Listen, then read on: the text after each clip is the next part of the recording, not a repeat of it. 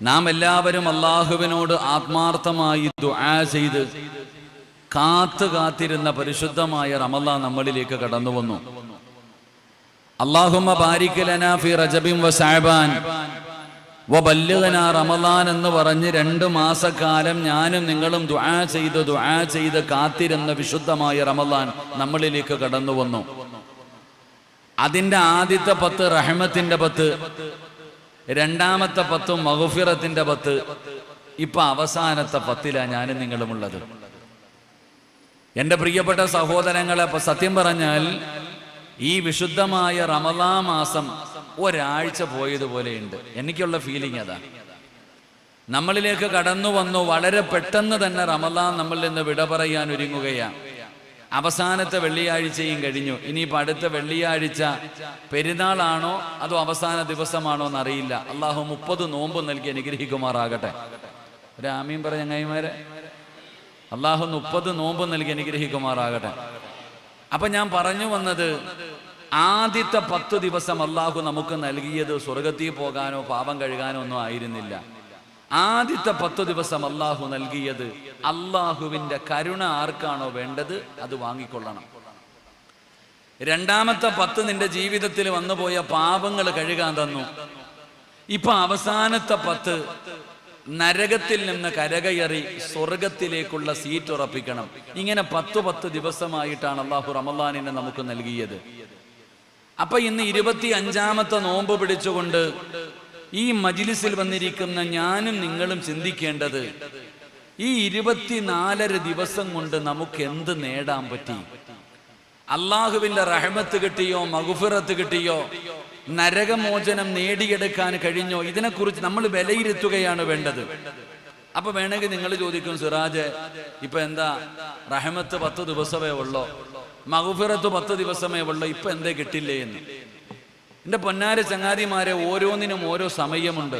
ഇപ്പൊ ഉദാഹരണം പറഞ്ഞ, നമ്മുടെ നാട്ടില് കല്യാണ വീട്ട്, ഒരു കല്യാണത്തിന് വിളിച്ച് കല്യാണ വീട്ടിൽ പോയാൽ രാവിലെ 8 മണി മുതൽ ഒരു 10:30 വരെ കാപ്പിയുടെ സമയമാണ്.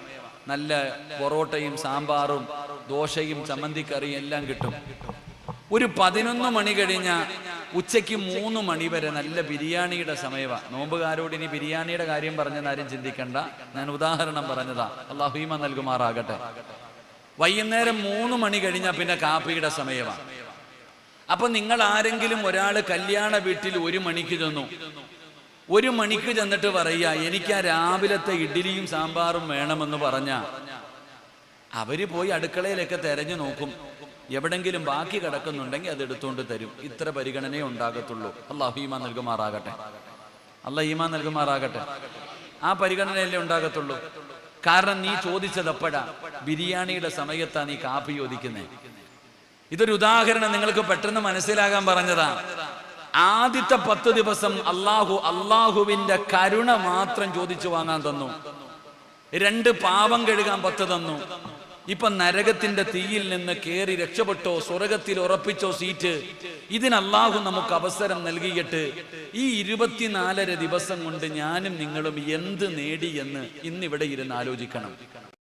നമുക്ക് എന്ത് പ്രയോജനമാണ് ഉണ്ടായത്? നമ്മൾ പട്ടിണി ഇരുന്നത് വെറുതെയാണോ? ഈ റമളാൻ തന്നെ നാളെ നമ്മുടെ മുഖത്തേക്ക് അല്ലാഹു വലിച്ചെറിയുമോ?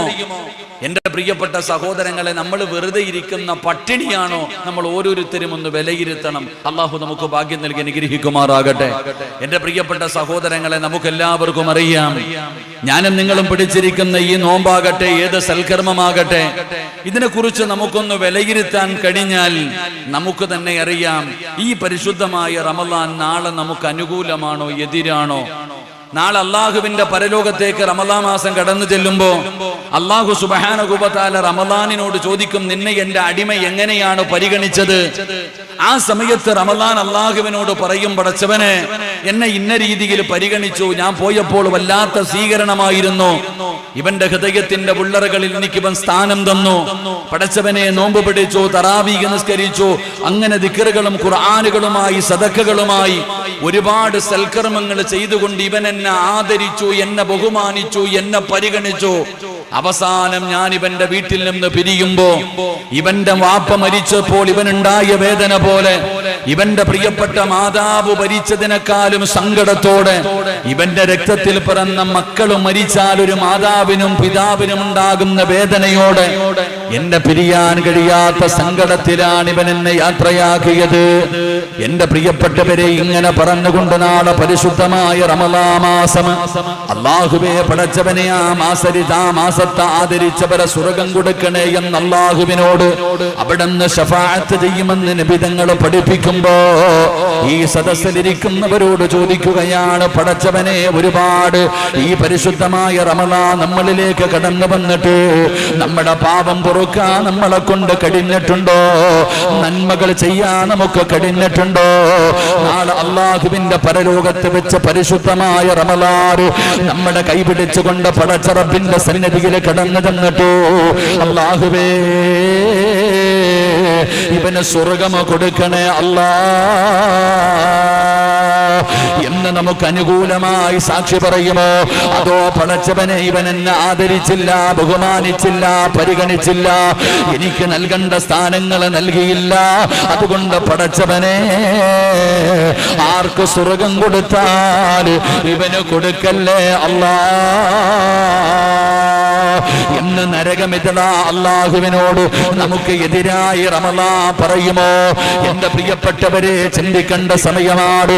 അതുകൊണ്ട് വഅദ് കേൾക്കാമെന്നവരോട് പറയുകയാണ്, ഇന്നത്തെ ഇഫ്താറിലും ദുആയിലും പങ്കെടുക്കാമെന്നവരോട് പറയുകയാ, പടച്ചവനെ നബി തങ്ങൾ പറയുന്ന സ്വഹാബാ 6 കാര്യങ്ങൾ പിന്നെ ചെയ്യാമെന്ന് പറഞ്ഞു നിങ്ങൾ മാറ്റിവെക്കല്ലേ എന്ന് നബി മുഹമ്മദ് മുസ്തഫ സല്ലല്ലാഹു അലൈഹി വസല്ലമ തങ്ങൾ പറയുകയാണ്. 6 കാര്യങ്ങൾ പിന്നെ ചെയ്യാമെന്ന് പറഞ്ഞു മാറ്റിവെക്കരുത്.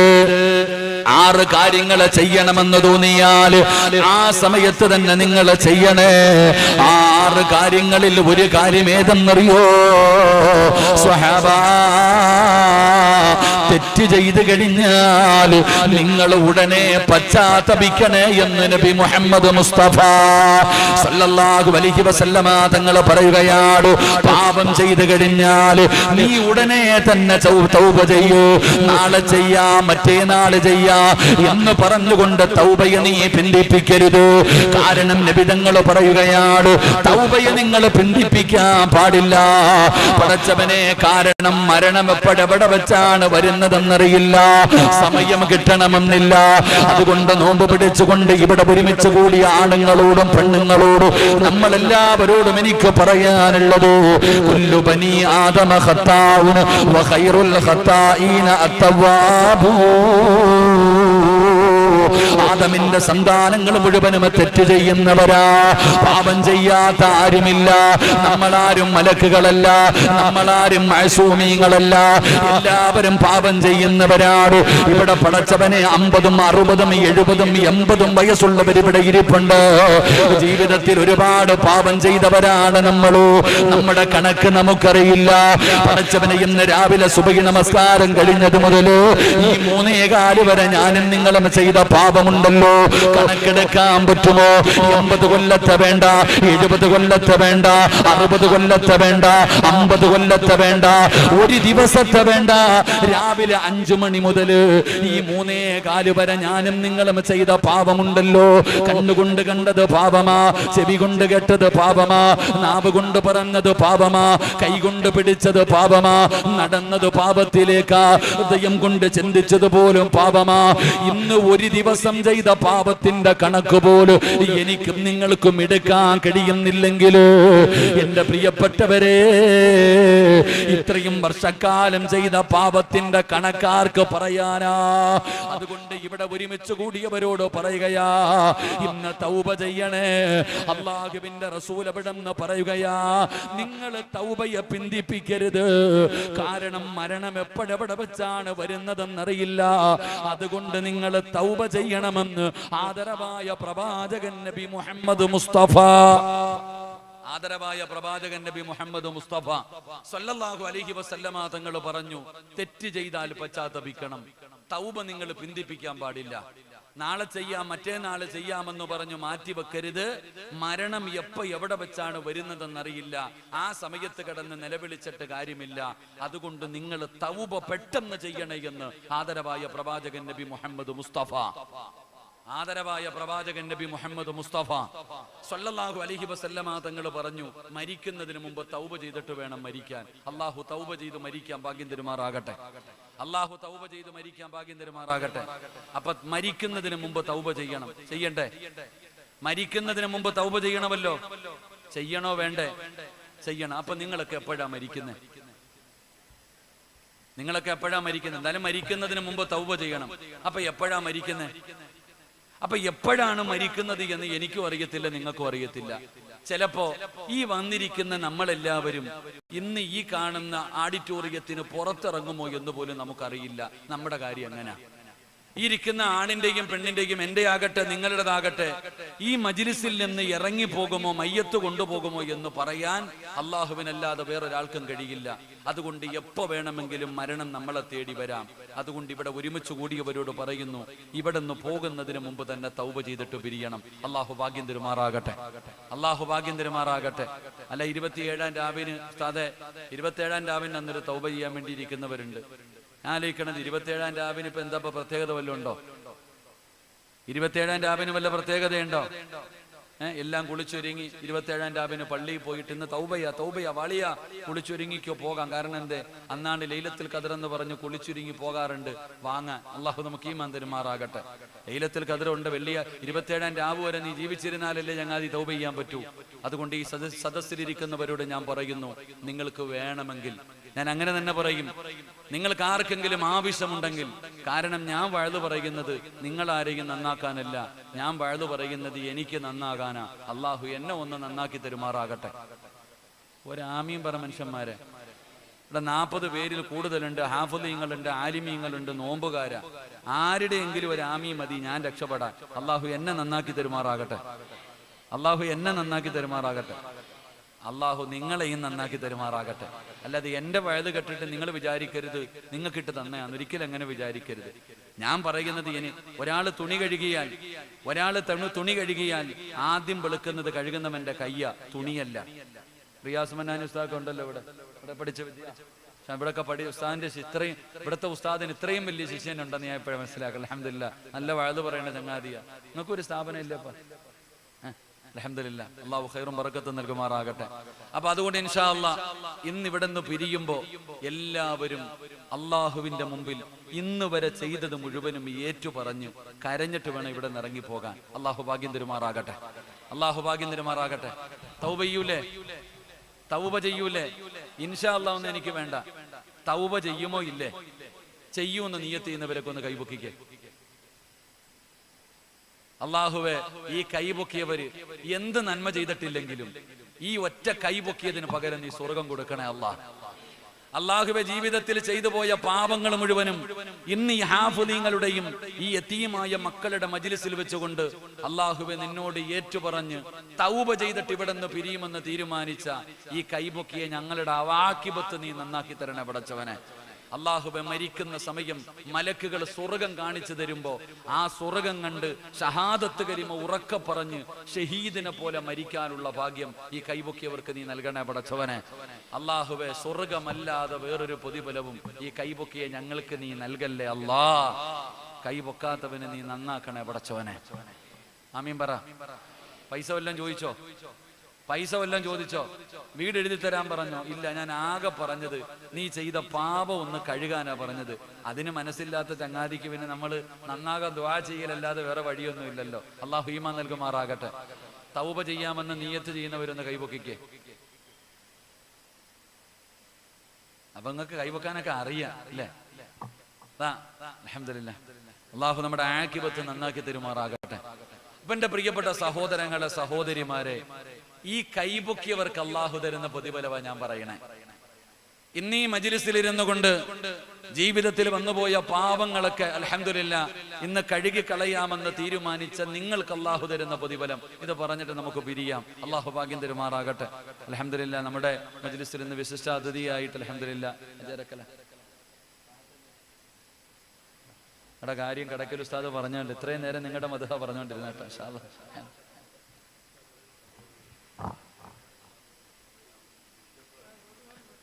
എന്റെ പ്രിയപ്പെട്ട സഹോദരങ്ങളെ, ഈ കൈപൊക്കിയവർക്ക് അല്ലാഹു തരുന്ന 5 പ്രതിഫലം എങ്ങനെ? ഇന്നിവിടെ ഇരുന്ന് തൗബ ചെയ്യാൻ തീരുമാനിച്ചില്ലേ? ജീവിതത്തിൽ വന്നുപോയ പാപങ്ങളൊക്കെ കഴുകിക്കളയാൻ തീരുമാനിച്ചില്ലേ?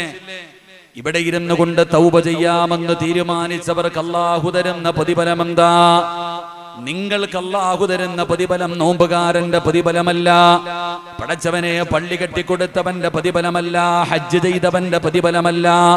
എന്റെ പ്രിയപ്പെട്ട സഹോദരങ്ങളെ, അല്ലാഹുവിന്റെ മുമ്പിലേക്ക് ജീവിതത്തിൽ വന്നുപോയ പാപങ്ങൾ മുഴുവനും ഏറ്റുപറയുന്നവർക്ക് അല്ലാഹു തരുന്ന പ്രതിഫലം എന്തെന്നറിയോ? ഇന്ന് ഈ സദസ്സിലിരുന്ന് കൊണ്ട് തൗബ ചെയ്യാൻ തീരുമാനിച്ചല്ലോ, അല്ലാഹു തരുന്ന പ്രതിഫലം എന്താ? ഒന്നാമത്തെ പ്രതിഫലം എന്തെന്നറിയുമോ? അല്ലാഹുവിന്റെ റസൂല് പറയുകയാ, അതാ നബി തങ്ങൾ അവിടെ നിന്ന് പറയുകയാണ്, അല്ലാഹുവിനെ ഭയന്നുകൊണ്ട് ജീവിതത്തിൽ വന്നുപോയ പാപങ്ങൾ മുഴുവനും ഏറ്റുപറഞ്ഞുകൊണ്ട് അല്ലാഹുവിനോട് പശ്ചാത്തപിച്ച് മടങ്ങുന്നവരുണ്ടല്ലോ, അല്ലാഹുവിനെ ഭയന്നുകൊണ്ട് കരയുന്നവരുണ്ടല്ലോ, അവർക്ക് അല്ലാഹു തരുന്ന ഒന്നാമത്തെ പ്രതിഫലം ലാ യലിജുന്നാർ ബകാ മിൻ ഖസിയത്തില്ലാഹ് ഹത്താ യറുദ്ദുൽ ലബന ഇലൽ റഈ. അല്ലാഹു തരുന്ന ഒന്നാമത്തെ പ്രതിഫലം എന്തെന്നറിയോ? നബി തങ്ങൾ പറയുകയാ, ലാ യലിജുന്നാർ ബകാ മിൻ ഖസിയത്തില്ലാഹ്. അല്ലാഹുവിന്റെ ഭയാനകമായ അദാബുകൾ കൊണ്ട് നിറച്ച നരകമുണ്ടല്ലോ, എല്ലാവരും അല്ലാഹുവിനോട് ദുആ ചെയ്യുകയാണ്, നരകത്തിൽ നിന്ന് രക്ഷപ്പെടുത്തണേ അല്ലാ, നരകത്തിൽ നിന്ന് രക്ഷപ്പെടുത്തണേ അല്ലാ. വെള്ളിയാഴ്ച ജുമഅയ്ക്ക് പള്ളിയിൽ പോകുമ്പോ രണ്ടാമത്തെ ഖുതുബയില് പള്ളിയിലെ ഖതീബ് മിമ്പറിൽ നിന്ന് കൊണ്ട് പറയുന്ന 3 വട്ടം പറയുകയാ, ആ ഒരു കാര്യം മാത്രം എല്ലാ വെള്ളിയാഴ്ചയും 3 പ്രാവശ്യം പറയുകയാ, അല്ലാഹുമ്മ ജിർനി മിനന്നാർ, അല്ലാഹുമ്മ ജിർനി മിനന്നാർ, അല്ലാഹുമ്മ ജിർനി മിനന്നാർ. ആ ഭയാനകമായ നരകമുണ്ടല്ലോ,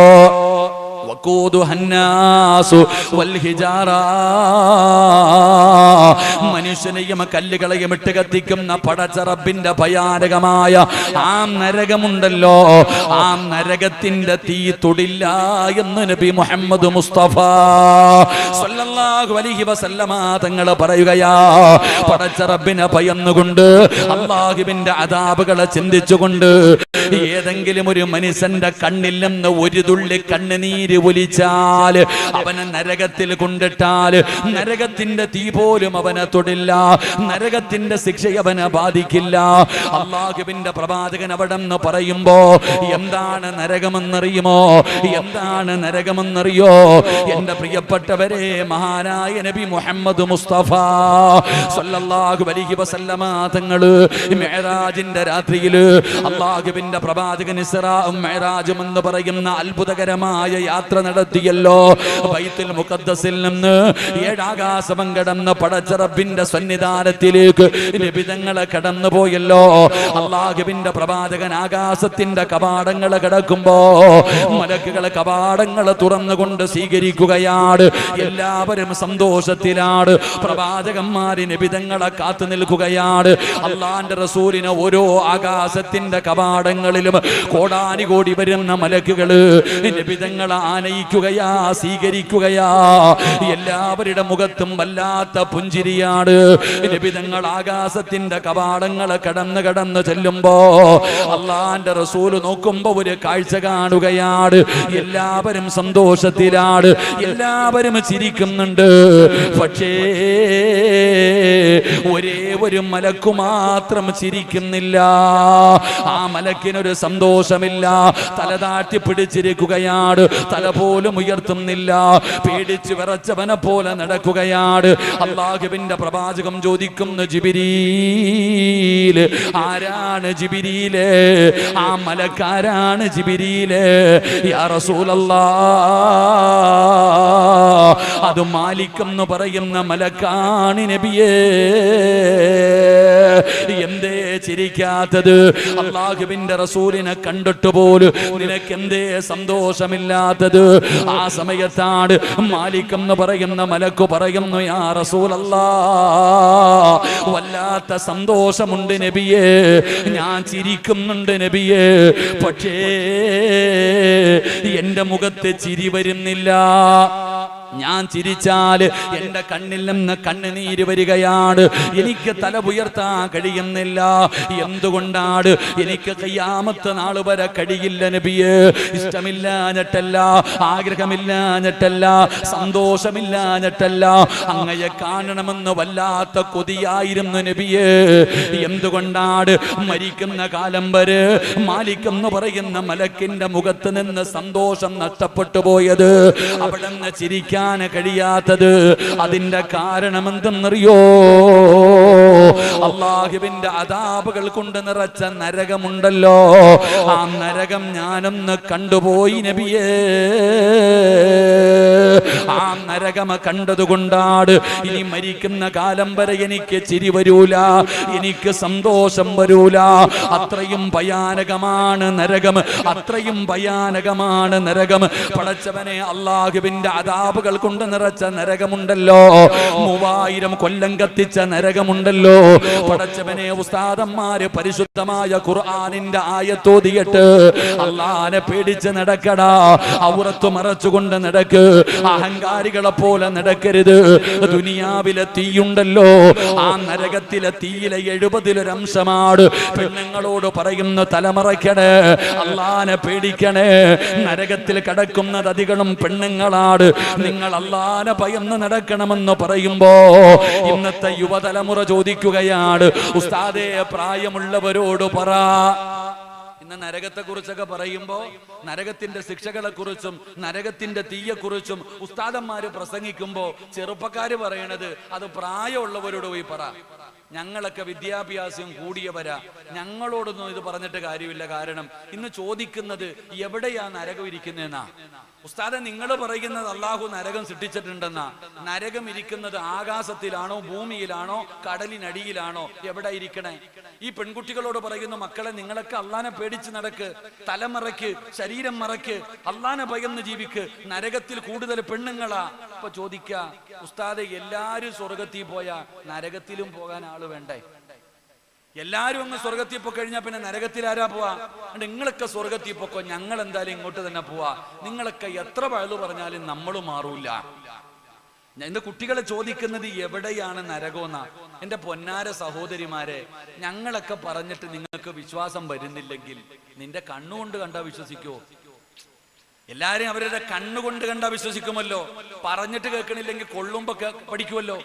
അപ്പൊ നിങ്ങൾക്ക് നരകം എവിടെയാണ് ഇരിക്കുന്നത് എന്ന് അറിയണമെങ്കിൽ ആ നരകത്തെ നിങ്ങളുടെ കണ്ണിന്റെ മുമ്പിലേക്ക് അല്ലാഹു കൊണ്ടുവരുമല്ലോ. നിങ്ങളുടെ എല്ലാവരുടെയും കണ്ണിന്റെ മുമ്പിലേക്ക് അല്ലാഹു നരകത്തെ കൊണ്ടുവരുമല്ലോ. എപ്പോഴാണ് കൊണ്ടുവരുന്നത്? പടച്ചവനെ നാളെ അല്ലാഹുവിന്റെ കോടതിയിൽ നിൽക്കുകയാ. പടച്ചറപ്പിന്റെ കോടതിയിൽ എല്ലാവരും നിൽക്കുമ്പോ അതാ ജിബ്രീൽ എന്ന് പറയുന്ന മലക്കുണ്ടല്ലോ, നരകത്തിന്റെ കാവൽക്കാരനായ മാലിക് എന്ന് പറയുന്ന മലക്കിന്റെ ചാരത്ത് ചെല്ലുകയാ. മാലിക്കേ കൊണ്ടുവരാൻ പറയുകയാ.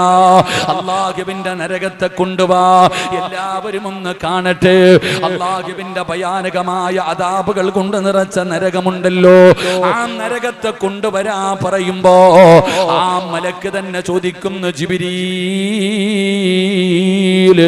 എങ്ങനെയാ ജിബ്രീല്, എങ്ങനെയാ കൊണ്ടുവരുന്നത്? ജനങ്ങൾക്ക് താങ്ങാൻ പറ്റില്ലല്ലോ. അല്ലാഹുവിന്റെ കൽപ്പനയാ, അല്ലാഹുവിന്റെ കൽപ്പനയാ. എന്റെ പ്രിയപ്പെട്ടവരെ, അവസാനം നരകത്തിന്റെ കാവൽക്കാരനായ മാലിക് എന്ന് പറയുന്ന മലക്കുണ്ടല്ലോ, തന്റെ അനുയായികളെ വിളിക്കുകയാണ്, മലക്കുകളെ വിളിക്കുകയാണ്. ചങ്ങലയെടുത്തുകൊണ്ടുവാ, ചങ്ങലയെടുത്തുകൊണ്ടുവാ, നരകത്തെ കൊണ്ടുവരാറ്. പടച്ചവനെ, നരകത്തിന്റെ കാവൽക്കാരായ മലക്കുകൾ പോയി 70,000 ചങ്ങലയെടുക്കുകയാ. 70,000 ചങ്ങല. പടച്ചവനെ, ചങ്ങലയുടെ വലുപ്പമല്ല, ചങ്ങലയിലെ കൊളുത്തുണ്ടല്ലോ, ആനയെ കെട്ടുന്ന ചങ്ങല കണ്ടിട്ടുണ്ടല്ലോ, കൊളുത്തുകൾ ചേർത്ത് ചേർത്ത് വെച്ചാണ് ചങ്ങല ഉണ്ടാക്കുന്നത്. ആ നരകത്തെ വലിച്ചു കൊണ്ടുവരുന്ന ഒരു ചങ്ങലയില് ഒരു കൊളുത്തിന്റെ വലുപ്പമുണ്ടല്ലോ. ഈ കാണുന്ന പ്രപഞ്ചമുണ്ടല്ലോ, ഈ കാണുന്ന ലോകമുണ്ടല്ലോ, ഈ ലോകത്തിനേക്കാളും വലുപ്പമുണ്ട് നരകത്തെ വലിച്ചു കൊണ്ടുവരുന്ന ചങ്ങലയിലെ ഒരു കൊളുത്തിന്. ഇതുപോലെയുള്ള കൊളുത്തുകൾ കൊണ്ടുണ്ടാക്കിയ 70,000 ചങ്ങലകൾ കൊണ്ടുവരികയാ, നരകത്തെ ബന്ധിപ്പിക്കുകയാ. ഒരു ചങ്ങലയിൽ 70,000 മലക്കുകൾ, ഓരോ ചങ്ങലയിലും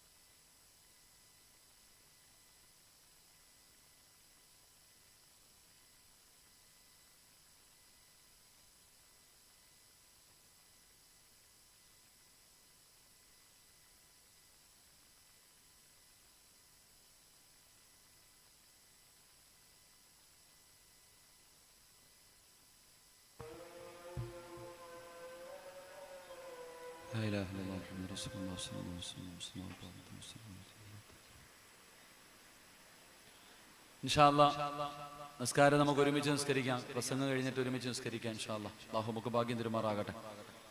എൻ്റെ പ്രിയപ്പെട്ട സഹോദരങ്ങളെ, ഒരു ചങ്ങലയിൽ 70,000 മലക്കുകൾ. ഇങ്ങനെ അള്ളാഹുവിൻ്റെ മലക്കുകൾ ആ നരകത്തെ ഇങ്ങനെ കൊണ്ടുവരും പരലോകത്തേക്ക്. ഈ നരകത്തെ ഇങ്ങനെ കൊണ്ടുവരുമ്പോ ഇത് എവിടെയാണെന്ന് ചോദിച്ച ചങ്ങാതിമാരുണ്ടല്ലോ, അവരിങ്ങനെ കാണും ഈ നരകത്തെ.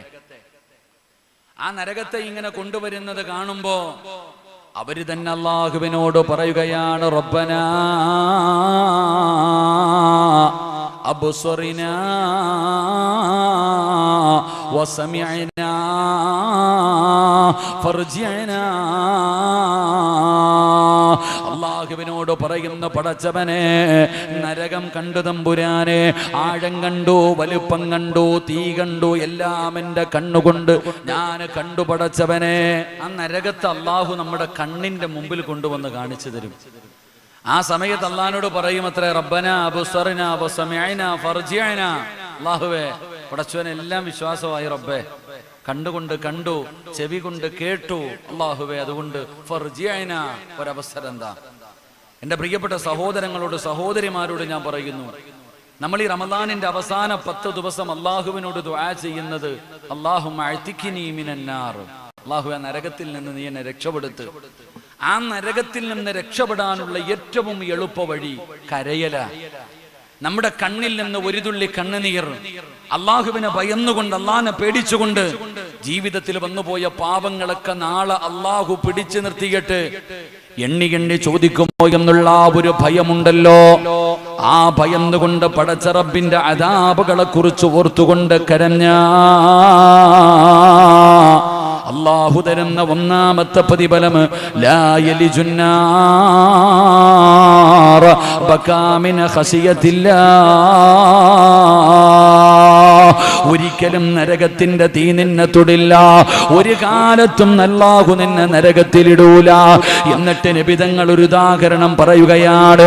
ഉദാഹരണ സഹിതമാണ് പറയുന്നത്. ഏതുപോലെ എന്നറിയുമോ? ഹത്താ യറുദ്ദുൽ ലബന ഇലൽ റഈ. ഒട്ടകത്തിന്റെ അകടിൽ നിന്ന് പാല് കറക്കുകയാണ്. പാത്രത്തിലേക്ക് പാല് കറന്നൊഴിച്ചു. ആ പാത്രത്തിൽ വീണ പാലുണ്ടല്ലോ, അത് അകടിലേക്ക് തിരിച്ചു പോകാത്ത കാലത്തോളം അല്ലാഹുവിനെ ഭയന്ന് കരഞ്ഞവനെ, നിന്നെ നരകത്തിന്റെ തീ തൊടില്ല എന്ന് ആദരവായ പ്രവാചകൻ നബി മുഹമ്മദ് മുസ്തഫ സ്വല്ലല്ലാഹു അലൈഹി വസല്ലമ തങ്ങൾ പറയുമ്പോ വിശദീകരിക്കുന്നില്ല. രണ്ടാമത്തെ പ്രതിഫലമെന്ത്? രണ്ടാമത്തെ പ്രതിഫലമെന്ത്?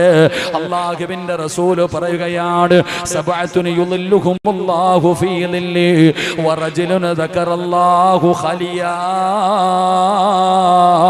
വഫാലത ഐനാ. രണ്ടാമത്തെ പ്രതിഫലം എന്തെന്നറിയോ? രണ്ടാമത്തെ പ്രതിഫലം എന്താണ്?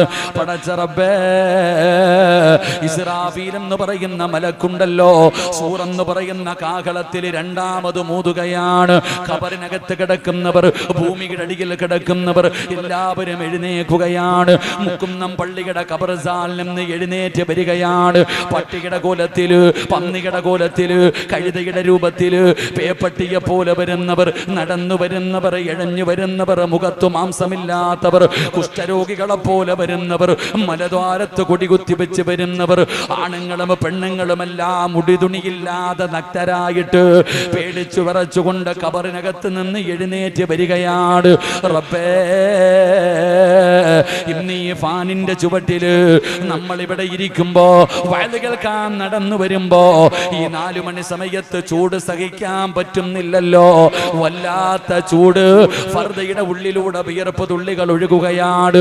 വല്ലാത്ത പ്രയാസമാണല്ലോ ഉസ്താദേ, വല്ലാത്ത ചൂടാ, വല്ലാത്ത ചൂടാ എന്ന് പറയുന്ന മുസ്ലിമേ, ഈ 4 മണി സമയത്ത് ആ റോഡിലൊന്ന് ഇറങ്ങി നിന്നാ നീ തളർന്ന് താഴെ വീഴുകയാ. സൂര്യൻ നിൽക്കുന്നത് 15 ലക്ഷം കിലോമീറ്റർ മുകളിലാണ്. അതിന്റെ ചൂട് താങ്ങാൻ പറ്റുന്നില്ല. വിയർപ്പ് നിനക്ക് ബുദ്ധിമുട്ടാണ്. എങ്കിൽ ചൂട് ഇവിടെയൊന്നുമല്ല. ചൂടൊക്കെ എവിടെയാണെന്നറിയോ? ചൂടുള്ള നാളുണ്ട്, കിയാമം നാളാ. ചുരുക്കി പറഞ്ഞാൽ എന്തു ഹാലാ ചൂള. വൻദോഷ വണ്ടിയോ മായി വരും നേ കാള. ക്ഷീണത്തിനാലൊലിക്കുന്നതാണേ ഈള. സുഹൃത്തുക്കളെ തിളയ്ക്കുന്നതാണേ മൂള. അമലൊന്നുമില്ല തങ്ങു ചെന്നാ കോള. എന്റെ പ്രിയപ്പെട്ടവരെ, ചുമന്ന ഇഷ്ടിക കണ്ടിട്ടുണ്ടല്ലോ? അത് എങ്ങനെയാണ് ചുമന്ന നിറമായത്? അത് അടുക്കി വെക്കുന്ന ചൂള കണ്ടിട്ടുണ്ടോ? ആ ചൂളയുടെ അടുത്തു പോകാൻ എന്ത് പ്രയാസമാ. ആ ചൂളയൊന്നും ഒന്നുമല്ല വാപ്പാ. ചെറുപ്പക്കാരാ, കടക്കലിൽ നിന്ന് കാളവണ്ടി ചുമട് വലിച്ചു കൊണ്ടുപോകുന്നത് കണ്ടിട്ടുണ്ടല്ലോ? ആ കാളയുടെ വായിൽ നിന്ന് പതയും നൊരയും ഇങ്ങനെ ഒഴുകുകയാണ്. കണ്ടിട്ടുണ്ടല്ലോ മോനെ? അള്ളാന്റെ പരലോകത്ത് മനുഷ്യന്മാരുടെ വായിൽ നിന്ന് പതയും നൊരയും ഇങ്ങനെ ഒഴുകുകയാ.